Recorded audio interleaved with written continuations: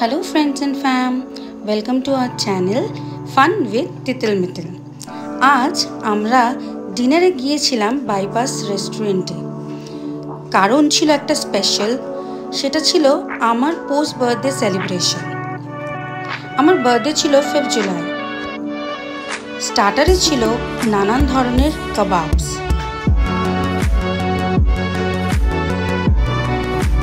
আসলে আমার বার্থডের সময় আমার মেয়েদের এক্সাম চলছিল, তাই সেলিব্রেশনটা আজই করলাম। খেলাম কাবাবের সাথে লাইম সোডা, মোহিতো, যেটা খেয়ে দারুণ লাগলো। তার সঙ্গে মেয়েদের মুখের হাসি দেখে ভীষণই ভালো লেগেছিল। মেন কোর্সে খাওয়া হলো নানান ধরনের খাওয়া, রেজালা, চাপ, ভুনা, মাটন বিরিয়ানি, যেটা আমার মেয়ের ভীষণ ফেভারিট। শেষ পাতে খেলাম আমরা ফিরনিটা ভীষণ ভালো ছিল।